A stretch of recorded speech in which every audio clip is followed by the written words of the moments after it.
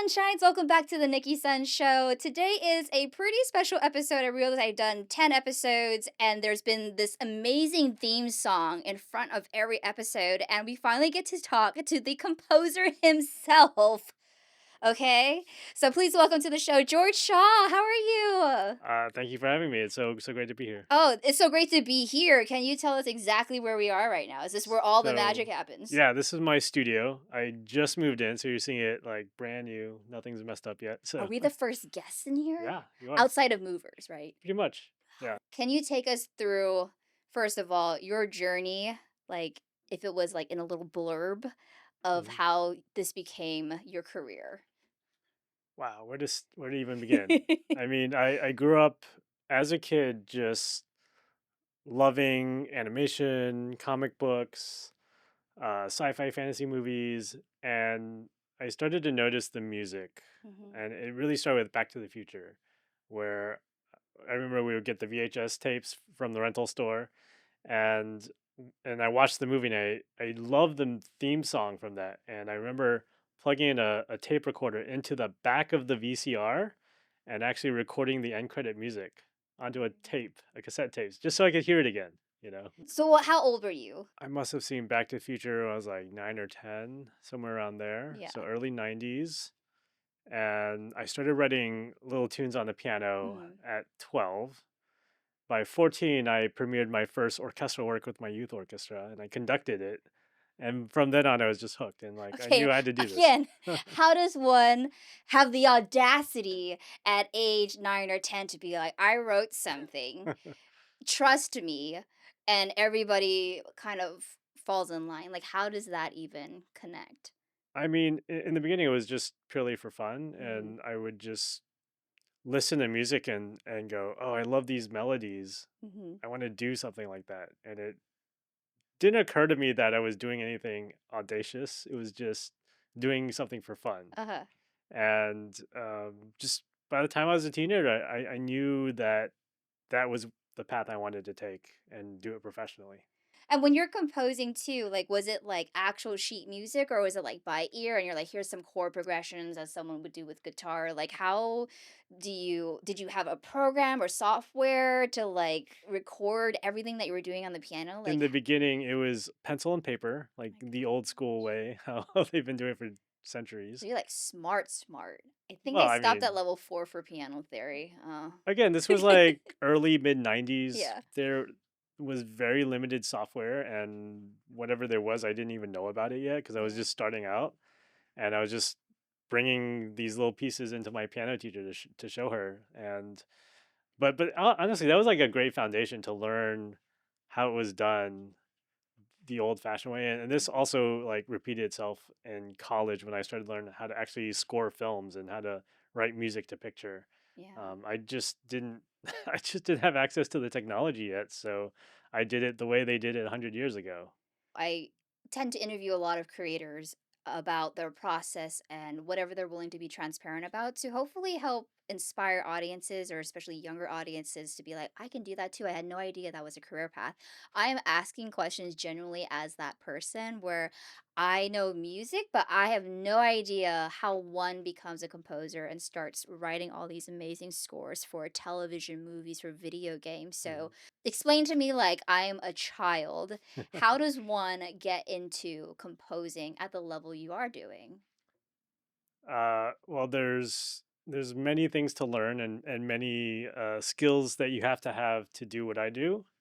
And it began with just loving music and particularly loving soundtracks and film scores and having appreciation for storytelling as well. Like storytelling is actually a huge part of it. Yes. Yep. You can write great music, but if you don't know how to tell stories and how to follow the dramatic arcs of a story, Mhm. you're not going to be able to collaborate with filmmakers and storytellers.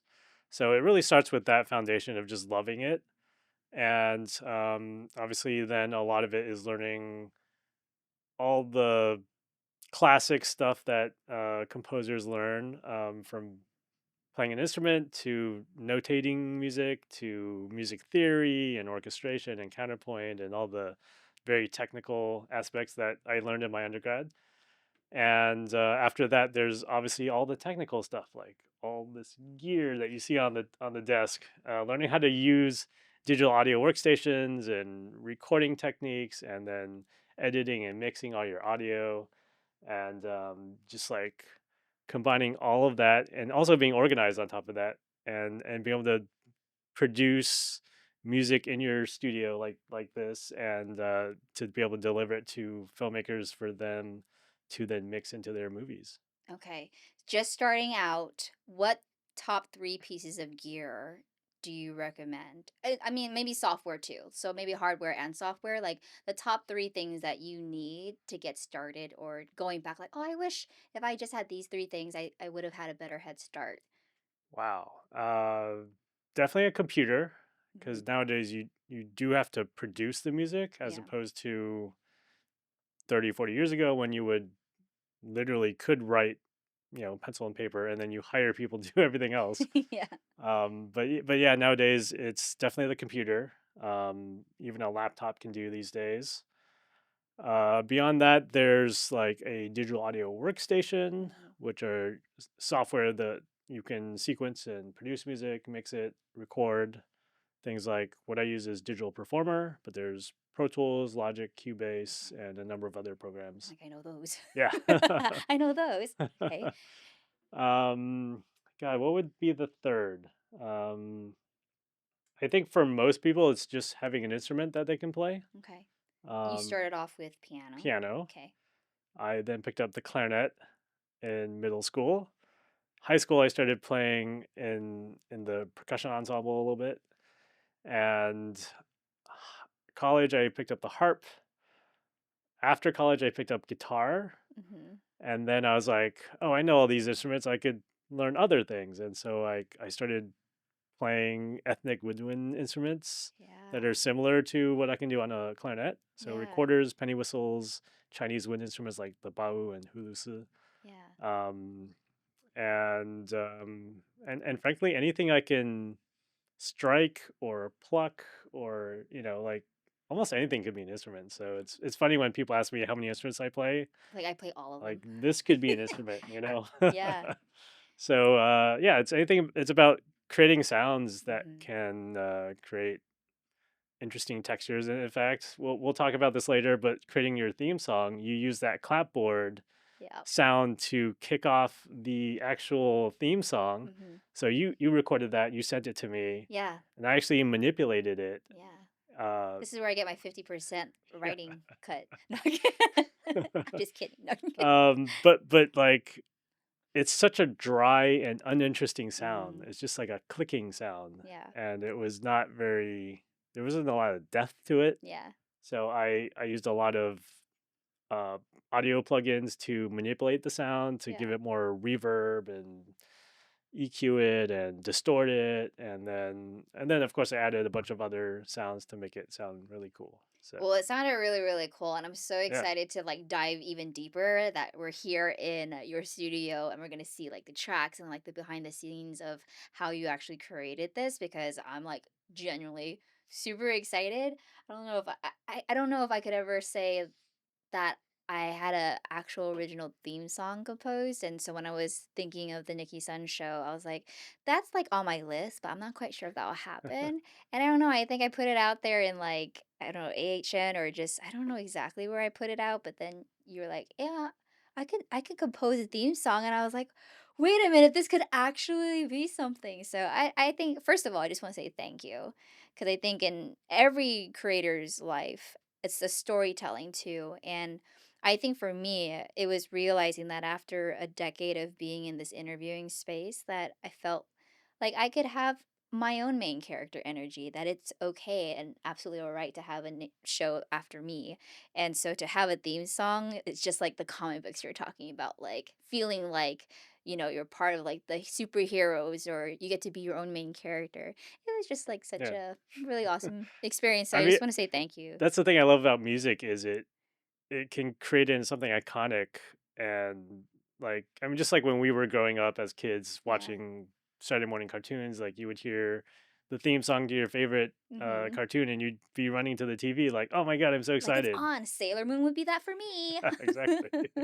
For me, it was like Ninja Turtles or Yeah. He Man or Yeah. any of these other things that I watched, and so it's great that you now have your own theme It's song. wild. It's like one of those things on my bucket list where I'm like, yeah, it'd be cool in a lifetime. And I just never thought it could happen. So, again, like to all the creators out there, like if you really will it to happen or manifest and you work hard and you even like collaborate with people, people who are far more experts at it. Like I could have probably tried doing it on GarageBand or whatever, but I know like the sound wouldn't be as great. And, so I'm like, I need the experts, I need the professionals to come in and George was here to save the day. And speaking of which, it's pretty cool because I know my theme song is like it's that's one thing, but you've composed for some pretty big shows. Can you like take us through how that happened? And I believe it was, it's so hard to say this word, abominable Yeah, and the Invisible City. that's correct. Okay, I always go abominable. I can never say it, but you composed the entire like soundtrack for Abominable and the Visible City. How did that happen? And please also talk about, you talked about throwing in the influence of Chinese or like Yeah. Eastern instruments. Was that something you were always proud of, or was it like a come to like I'm so proud of my culture and I want to put this in here, or has it always been like that? I when I was probably in my early 20s, I mean, before that, I was very rebellious and I hated Chinese school, and Same. so my way out of doing Chinese school was auditioning for the youth orchestra in Houston, Okay. and the rehearsals were on Sundays, which is the exact same time as Chinese school. So I was like, my You ticket sly out. devil, I know. you. I It's just my ticket wanted out of out. Chinese school.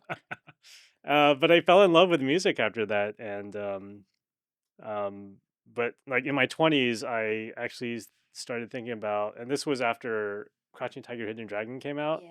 and like I've always loved martial arts movies, and so one of my dreams is to one day compose music for like a Chinese wushu type martial art movie. Yeah. And so I actually started getting interested in Chinese music and Chinese instruments, and started studying it and learning and playing some of the instruments. And when the opportunity um, to audition for Abominable and Invisible City for DreamWorks Animation, it's a animated series. There's like 20 episodes on Hulu and Peacock right now, so you can go check that out. But I knew, because the story actually takes place in China and there's Chinese characters, we had to have a sense of that culture and the space in the music, and particularly because the story revolves around this team of teenage kids going around and helping mythical creatures, and they're all like creatures from Chinese mythology. So I felt, particularly with that aspect, the music could give us a sense of the magic and the mystery of these creatures, and also the historical mythology of all that. And so the music really lends that sound to that world, and brings it to life for me. Yeah. So it was really special for me to get to work on that and contribute the music. I think it's very special because I think just with any artist, you're creating your own voice. So, like, when I hire George Shaw, I know that I'm also hiring somebody who is going to take me to a more authentic place when I'm trying to really compose for a specific type of show. I think just going back to it, like trying to avoid Chinese school, but finding your joy.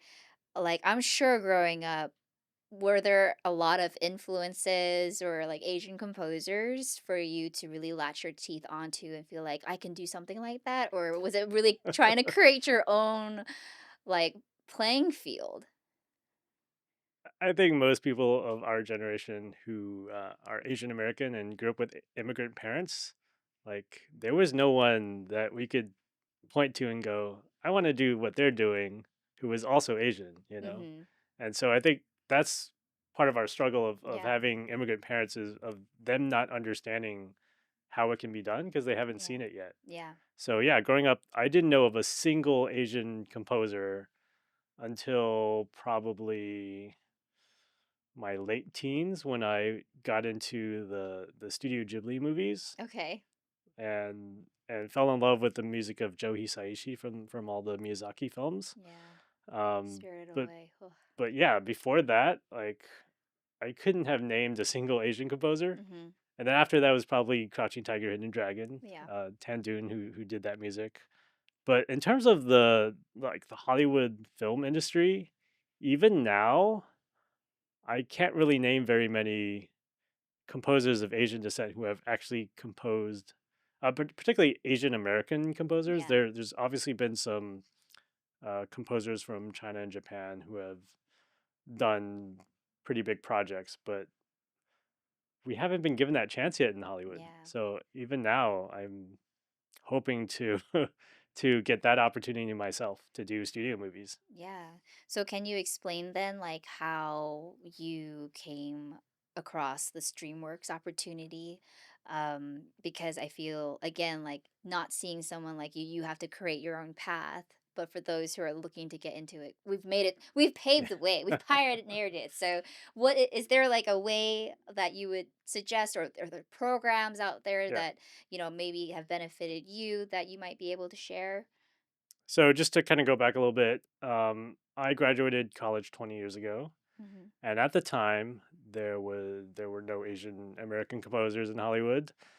Um, there were very few opportunities, and even in terms of storytelling, movies and TV shows, there were very few Asians anywhere on screen or behind the camera. Yeah.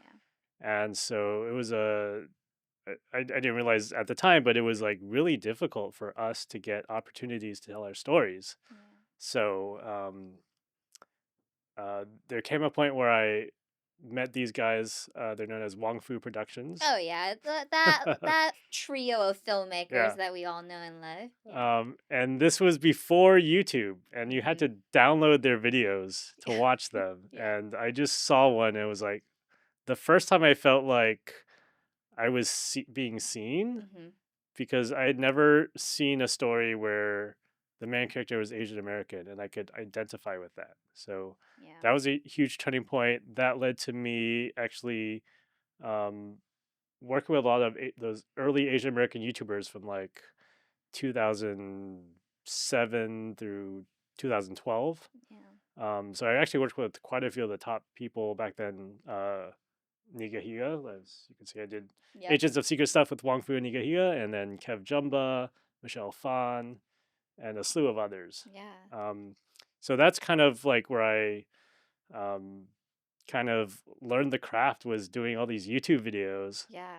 And And would you just do it? Because I'm like, let's be real. Like, did you reach out, be like, I would love to score something for you?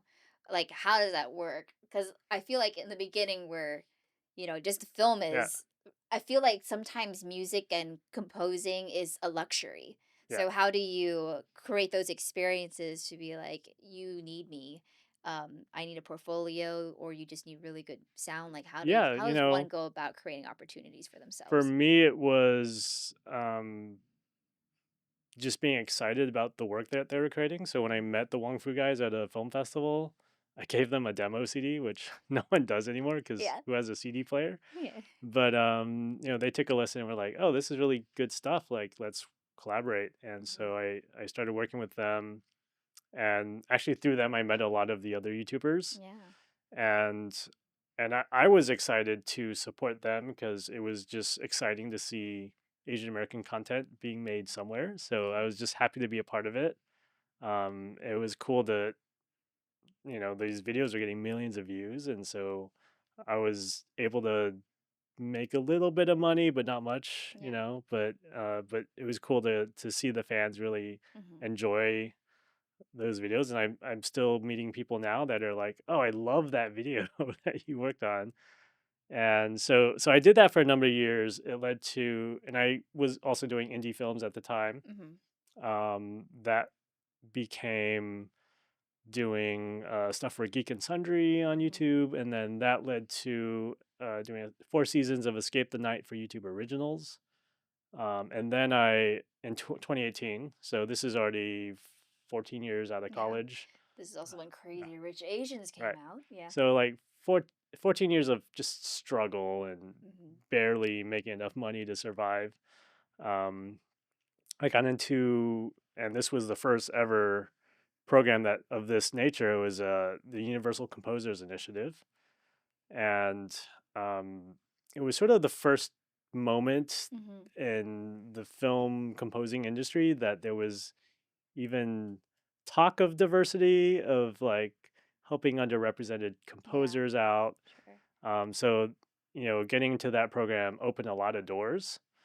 And at the same time, Michael Abels, who's a wonderful composer who's done all of Jordan Peele's movies, um, he got a bunch of us people of color who were composing together, and we formed the Composers Diversity Collective, which I'm now the vice president. Oh, And wow. so How many of you are in this collective?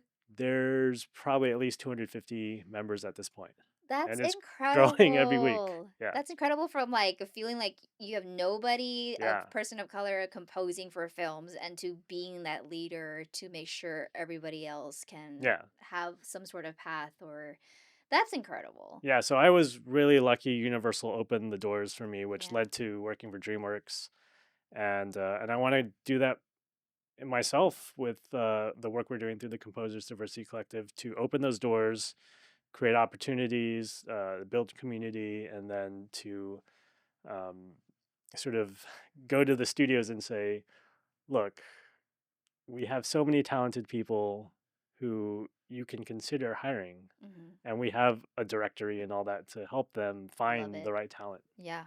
I mean, that's exactly what I do for like women filmmakers is Mhm. like for those who say that they just couldn't find somebody, I call BS on that. It's Yeah. more like there's people like you, They can't find um, someone because they're looking you're in the looking in same all the places wrong they've always been places. looking. Yeah, Yeah. exactly. And social media has really opened up and leveled the playing field, in my personal opinion. But what is your stance on like social media with all the streaming and licensing? Like what is your opinion on how our music industry is kind of going into with royalties, I guess? So in a way, there's more opportunities than ever Oh. because of streaming content and social media. But it's like the pie has been split into so many smaller slices Hmm. that um, there's sort of less money unless you can get to the really big projects Okay. in Hollywood where there's big budgets. But yeah, it's not easy to survive. You have to really be passionate to Yeah. uh, sort of stick with it long. Like for me, like I said, it took 14 years to get into this one program, and then a few more years later, like I got the DreamWorks project. So it Hmm. was already, it's been a 20-year journey, and to survive for that long, I mean, you have to want it so much that you're willing to go through all the strife of struggling and like having no like certainty as to where your next paycheck's coming from. Yeah. So that's tough, but if you can, be passionate, be great at like meeting people and connecting with people and collaborating, those opportunities will eventually come. Okay. I do have a question too, because I was like, royalties. Because I'm like, I Yeah. did acting and I did a commercial where I'm like, wow, this paid my entire rent for an entire year. And you don't get those opportunities often. But for music, is it like every time your song is played, do you get royalties? Or is there now a buyout ahead of time? Like, this is the rate and then they own it? Like, how does that Hmm. ownership and I guess royalties work So in the first of film? all, I've been doing this for 20 years, so my Yeah. catalog has grown a lot, and Yeah. the number of projects I've worked on. How many projects do you think you've worked on? Oh my gosh, I've done 20 features, probably over 100 short films, numerous web series, and small things here and there. So Yeah. a lot. Okay. Yeah, you're pushing what, 1,000, maybe 500 plus? I have more than 1,000 tracks More than 1,000 of music. tracks. Yeah, at Wow. this point. But having said that, it's it takes a while for that all that work to really generate income if you're not already working in more mainstream film and TV, Mhm. or video games or any of that stuff, advertising as well. Um, So for me, you know, I've been releasing music for a while. So there, if you go on Spotify or iTunes or Amazon Music, any of that stuff, you'll find my music. And yeah, every time someone listens to it, it's a very small fraction of a penny that I Yeah, make. yeah. So I mean, yeah, now I get tens of thousands of streams, but Mhm. I get these checks that are like two, maybe three digits Yeah, every yeah. month. Wow. So that shows you that's not really a lot. And and on top of that, I've put music into music libraries where they'll go out and get my music licensed into TV shows and commercials and documentaries and things. Mhm. Um, Depending on the library and what kind of access and connections they have, you can end up in different places. So Yeah. some of the libraries I've worked with, my music you can actually hear in a lot of reality shows, Oh, okay. but those don't pay that well. Oh, So yes, I'm making royalties, but they're not uh, much to live off of. yeah. But again, it's nice to have those. Yeah. Um, when I my DreamWorks series Abominable and Invisible City came out, suddenly my royalties jumped 10%, or sorry, tenfold. Okay. So Woo! yeah. 10 pennies. So it went from like hundreds of dollars to thousands of dollars. That's great. And so that was nice. But yeah, you can really see the difference between like having a real show where Mhm. and there's a lot of music in that show. Yeah. Those royalties were way more than all the reality shows. Plus the music libraries take a cut of that stuff too. Gosh. So What is your opinion on that actually? I know that it's also like good in that sense, but is there it's I guess like for me if I was like a videographer, right? I shoot videos. I'm possibly giving footage to stock yeah. libraries. Do you like knowing that you can put music in a stock library or does that hurt your chances of composing for films? I don't think it can ever hurt. Yeah. Um, I mean, the reality is most composers these days doing what I do, you have to have multiple streams of income. Mhm. So while it's not much, like I'm certainly glad I get those royalty checks, you Good. know. Yeah. And and the thing is, you're not competing against your own music because the people who are licensing music, that's the world of sync licensing. If you want to learn more about it, it's those productions are either low budget or they're no time. Those projects are probably not hiring a composer to write original music anyway. So you might as well get your music in there and make some money. And then that allows me to then focus my time on getting hired on those projects where they are going to hire a composer and pay a decent wage. All right, so let's get into this fun question here because AI is a huge thing and it could be a hot take. I just want to know what your opinion is on folks utilizing AI or just any part of AI in a song. Like, Mhm. should that be allowed? Does that help in case you can't, if your budget, for instance, you can't have 60-member orchestras, but you want the orchestra sound like, what is your thoughts and opinion of utilizing AI in composing music? For me, AIs can be a great tool. I've used AI for certain aspects, but not specifically for composing. Yeah. But it's helped on other aspects of my business, Mhm. and I don't think AI is anywhere close enough to replace what I can do or Yeah. what any a live composer can do. Is particularly with film and TV where there's so many iterations and Mhm. collaboration with the filmmakers that I don't think AI can do that yet. Yeah. Maybe someday, but I don't think it's anywhere close. Okay. Because I know, like, everything has happened, especially with the entertainment industry in Hollywood, writers, AI, actors like stand-ins, putting people Mhm. in the background. Do you feel like there is a sense of losing jobs to AI? I know you mentioned like it's not nowhere near there, but if it were, to get remotely somewhat close? Like, what would it have to look like or be at in order for it to kind of compete? I think if we look at history, every time there's a new technology, everyone freaks out they're going to lose their jobs. Hmm. And yes, some jobs do get, replaced, but they're like sort of labor intensive jobs usually. And they often create new jobs. So Hmm. I think people have to be able to adapt and be able to um, find how to use new technologies Yeah. and bring it into their workflow. Yeah. Yeah. Can you give me a sample of how maybe possibly integrated like AI into your workflow? Um, Even if I it's just testing it out for a soundtrack, like, oh, yeah, I need this robot sound that sounds like X, Y, and Z. I was writing a song and it it was about a golden goose, and I was thinking about like migration and like places up north, and I was like, I need a city that rhymes with this word and it has to be this many syllables. And so I was able to just use ChatGPT and give me Yeah. like 20 options for Yeah. words that rhymed. Yeah. And it Um, saves that brainstorm process, yeah. I guess. It's And it's a like, little, and traditionally you would use like a rhyming dictionary to hmm, find all the words that rhyme, but like that was a very specific thing that I yeah. needed, right? And it could just kind of spit it out real quick.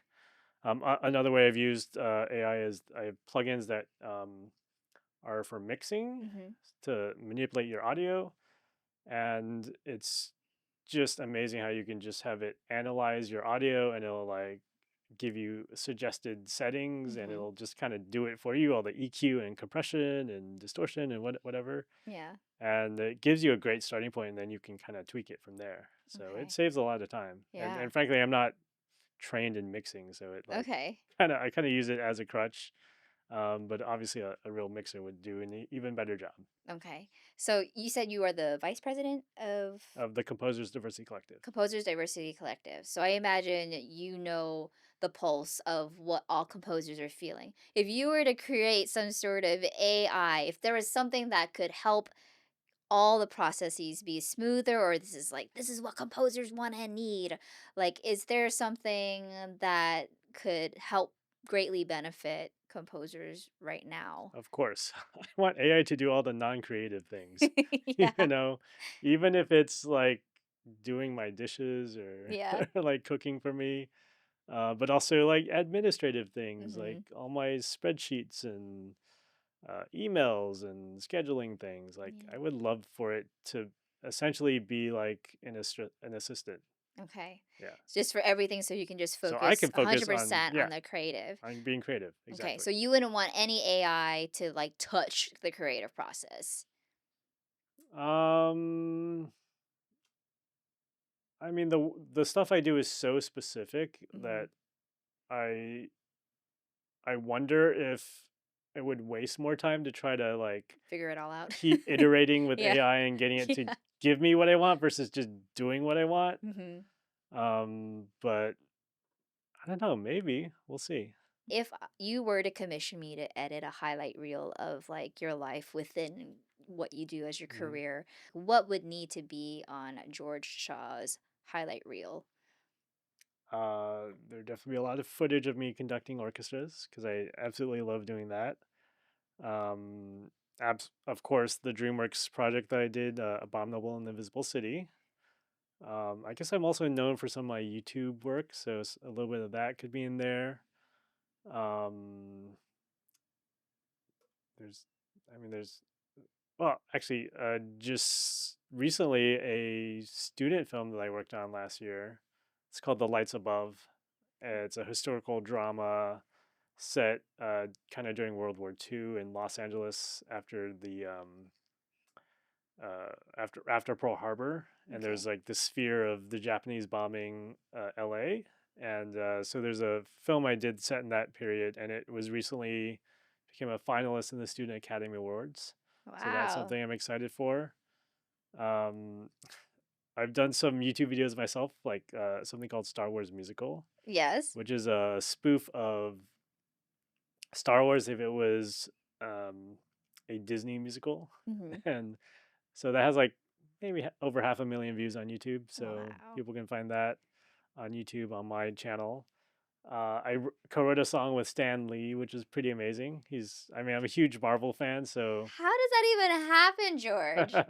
You have a photo of you and Stanley on your yeah, wall, by the way. right We'll in have to there. like get a close up on that. So But yeah, how does that even even happen? above that, there's the poster for the Geeky Awards Uh in huh. 2013. I Wow. was the music director for that, and it unfortunately it only went for 2 years, but Hey, that anything over a week now is yeah. like pretty good.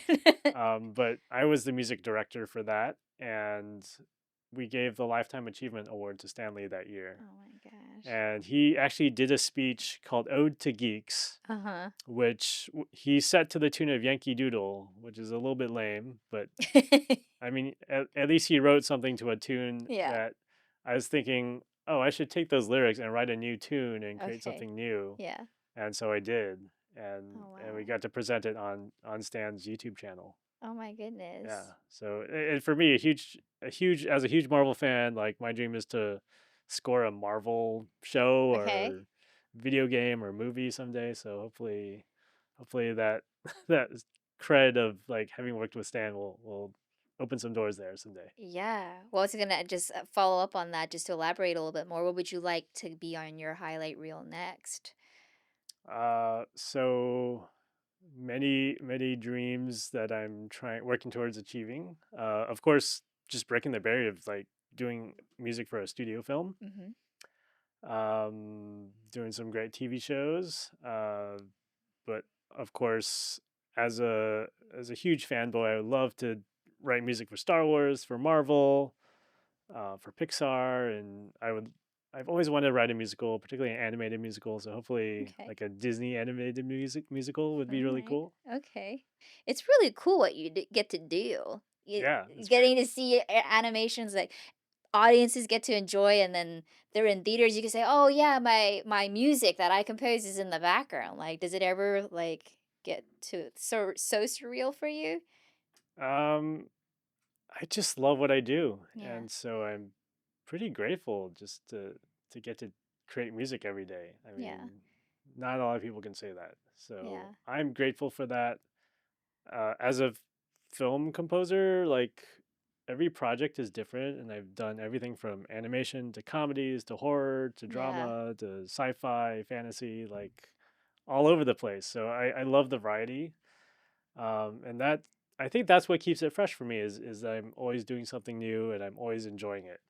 When you were composing the theme song for the Nicki Sun Show, what is your process to pull certain sounds? So I've known you for quite a while, Yeah. and I've seen a lot of the videos you've put out, and I've always felt you were just such a positive, energetic person. As I wanted to capture that Yeah. sense of your personality in the music. Mhm. So I knew it had to be upbeat, it had to have a lot of energy and drive.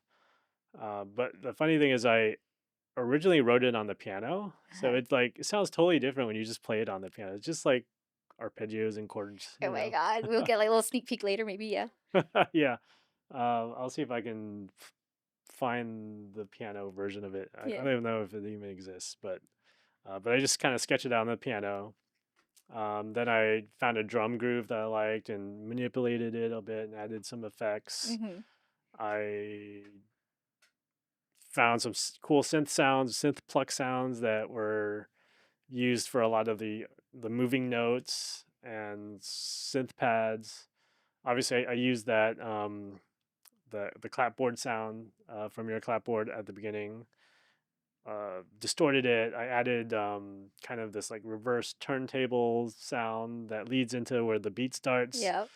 And then I just kind of went from there and just had fun with it and added layers and sounds. And we actually, so I originally did like a 30-second version just for the opening. And then I did an extended version that we'll be releasing on like Spotify and all those So places. excited. And so that version, I added like these salsa brass staccato notes and just to give it a little more vibe. And Yeah. yeah, it was just so much fun to do. Yeah. I think when we were first figuring it out, because I didn't know the process, so I'm like, I don't know if I'm like giving George anything that it's like this is unnecessary. I think I gave you like a playlist of 20 songs that I like felt were my vibe or where I was going, but they were all very different. It's like Yeah. bachata dancing because I love bachata. I like that kind of style of music to pop to like very operatic to country to all these things. So I mean, did that help at all, or was you're just like, no, I'm gonna just figure out from my own iteration of who I think you are? I mean, now that I think about it, like I'd even forgotten you'd sent that playlist, Yeah. I was and like, will this help? Here's a playlist of songs but that I yeah, like. I think it did. Like I Yeah. just got some of the vibe, the that it was gonna be poppy and upbeat, and um, but also some of the stuff you said was like very mellow. I was like, Yeah. no, we're not doing that. And see, to me, like I thought that was bright and cheerful and up, but I was like, yeah, this is definitely like a kind of like a soundtrack where it's like driving music to me. Like Yeah. there's just like a driving like nights, lights, RGB LED lights at night. It's just very like But when driving. you're driving, you want a little like a variety of things to That's kind yeah, of yeah, it's so a you don't variety. get in one single vibe the whole time and Yeah. you get tired of it. Yeah, so you actually taught me a little bit about myself too. I'm like, wow, am I mellow? Like, I was just like, am I mellow? How long did the theme song for the show take? I don't even remember. So it was a while ago. Yeah, 10 episodes ago, right? yeah, 10 episodes And ago, or even but before it you'd hasn't been a full even year yet yeah, because right. I launched on So October less than 4th. a year, Yeah. but I must have spent 1 or 2 days just sketching it and Hmm. then a few more days programming it and all that and doing recording. Oh my gosh. So a week or two. Uh huh. Yeah. And then, what is that moment when you finally realize this is it? It's ready to send to client. Like, how much confidence from 1 to 100% do you have to have before sending it out to a client? I just have to like it. Yeah, Yeah, it just has to feel right for me. yeah, I'm a perfectionist and like very detail oriented. So if I'm not happy with something, I don't want anyone to hear it. yeah. Yeah, Okay. So it took you 1 to 2 weeks to figure it out to feel like, all right, I'm going to yeah, send it to. but Okay. not like I was working like 8 hours a day every day. Yeah. Okay. Because I was doing other projects at the Yeah, time. and you also have 20 years of experience where it's like you can get to a certain point where you're like, this is cool. This is Yeah, I good. mean, when you're doing TV animation, it's um, you're writing 20 minutes of music every 2 weeks. And Wow. it was big, fully orchestrated music too. So writing a 30-second thing in 2 weeks was actually a luxury. Is there a misconception that you'd like to clear up that I guess a lot of people talk about when they think they know composers? Hmm. Misconception about composers. Uh, I mean, I guess when people think of composers, they either think of John Williams or Hans Zimmer because they're like the big names. But Yeah. you know, there's, I mean, the world of composing. I mean, the cool thing about composing for media is Hmm. there's no genre. Like any genre of music could be the music that's right for a project. Hmm. So, I mean, that's what's fun about what we get to do is jump from genre to genre, do different styles of music, and it keeps it fresh. Okay. Well, then my last question then would be is there a question that you wish you were asked in all the interviews that you've done? Um, because I feel like, as an interviewer, I can do my own research, I can come with my own stuff, but I will never be George Shaw. So, in the moments when you're working at Mm. night, like how I edit in my editing bay, like maybe 8 hours a day to like 4 a.m. in the morning, is there something that you wish people would know more about your world or just anything in general? Hmm. I think a lot of people don't always notice the music when they're watching film and TV, or even sometimes video games. And yeah, sometimes we just, even I'm like so wrapped up in the story, I don't notice Yeah. all the things that are happening on screen and in it auditorily. But yeah, like we're just there to like make the experience of a story that much more impactful. So, Yeah. um, but yeah, if you're interested, like go listen to the music. I mean, we've all heard some of the most iconic music from Avengers to Star Wars to the Muppets or whatever. You know, there's all these great themes that have existed in our pop culture, but there's a lot more out there. So go find it. You know, you can find almost anything on online nowadays. So like, go check it out and take a listen. Yeah. Well, I want to thank you, George, for your time. And thank you so much for composing the Nicki Sun Show theme song. It is something that it's just wild beyond my experience to even fathom that I have like a theme song composed by George Shaw. Because I kid you not, I feel like it's one of those moments where I'm like, when we look forward, like, I got him. I got him before it was like he composed for the one of those main feature films. I got him before that. And Yeah. that's all I want to do at the end of the day is just like sing the praises of people who I think are absolutely doing so much incredible work that often go unnoticed or don't receive enough recognition. Hmm. And what a cool moment to be able to interview you about the process. It's so meta in a way. It's like absolutely meta. So Yeah. I think I'm still having an out of body experience. Like, You're doing an interview show where you're interviewing about the making of the interview show, right? exactly. And like, I should turn the camera around because I see Vlad back there too. He's been here since the beginning too, helping to film like all my episodes. So I just, it's been a minute, 10 episodes in, and I finally get to release with you and your permission, of course, like a full extended track of the Nikki Sun Show. Yeah. So Go I'm check super it out. Go excited. listen. And for everybody to continue supporting what you do, where are you located? Like Spotify, website, how can they get in touch with you? Yeah, I'm George Shaw Music everywhere. Okay. So all the social media handles are George Shaw. That's GeorgeShaw Okay. music. And also my website is georgeshawmusic.com. So I'm pretty Okay. easy. There you go. And if Yeah. somebody wanted to hire you after watching this and be like, I need him to film or score or compose, like, what is the lead time that you normally need? Like, should we be contacting you at least 2, 3 months out, a year out, As early as possible. as early as possible? Yeah. Because then I can help you figure out what's the budget going to be, how can we do it, like what are all the things that have to happen before we can do anything, and like just plan things. But all the time I get called last minute and it's just like, we need this next week, you know. So Give me as much leeway. Like, basically, now. You should contact George now. I can do it without time, but having more time is great.